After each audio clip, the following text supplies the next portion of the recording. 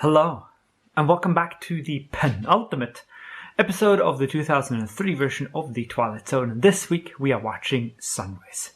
And it stars Michael Pena as Noah, and he was in Ant-Man and Fantasy Island and some stuff. And Wesley is Tyler Labine, who I recognize from Tucker and Dale versus Evil. And the start at the beginning with Forrest, that's kind of lovely that they had some good effects going on there. I liked it a lot. They spill some ritually preserved blood, which looks surprisingly like Jello, and immediately the sun goes out. Now,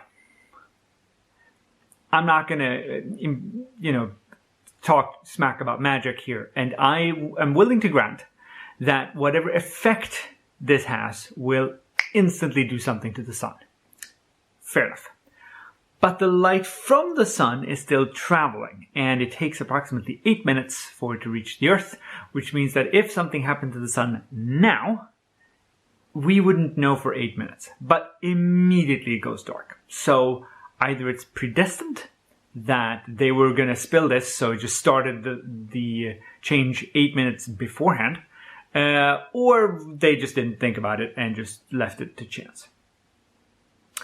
So they talk about, well, first of all, if the sun disappeared, not just went dark, if the sun disappeared, cold would not be our major concern. Our major concern would be orbital mechanics, because we are in an orbit around the sun. And if the sun disappears, the Earth goes off. We have a great deal of momentum buildup, and we would just sort of shoot off into the cosmos. I don't think we'd bring the moon with us. I don't think we would, because it's actually orbiting the sun, not us. It just happens to be circling us. But we would be without our planetary neighbors, and we would be in a heap of trouble. Even if the sun did then reappear a few days later, because then we'd be off somewhere. They talk about the atmosphere evaporating and the air getting thinner. That's not exactly true. So the atmosphere would actually freeze onto the Earth. It's not the temperature that keeps the atmosphere here. It just keeps it actually in a gaseous form. So oxygen becomes liquid at minus 183 centigrade, I think. So it would just form into pools and then into snow on the ground. And we'd all be dead by then, of course. They murder the girl, and then they wash their hands. Wouldn't the water in the cave be frozen? Wouldn't that be like a pool of ice? By the way, there's no mist coming out of anyone's mouth in the entire thing, except for the very last shot, right? Then you have that because they're stepping outside on a brisk Canadian autumn morning or something. Who knows?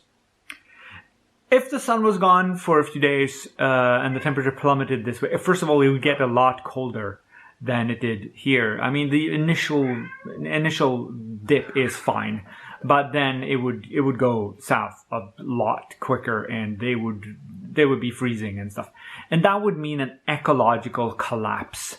It's something that I think gets overlooked when you do this thing. It's the same with the Disney movie Frozen. Like, all the livestock would be dead, and most of the plants there aren't, set up to handle sub-zero temperatures. They would all be dead, so you'd have an ecological collapse.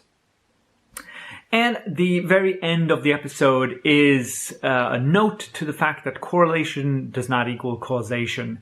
So while they did murder their friend, it is entirely possible that this had nothing to do with them at all. And it's just low temperature plasma or whatever they say. I believe that they did cause this and that they did fix it, but regardless. So I think this is a strong ending to the season, and yet we have one more episode to go, and I look forward to seeing you next week for our season finale of Burned. Take care now. Bye.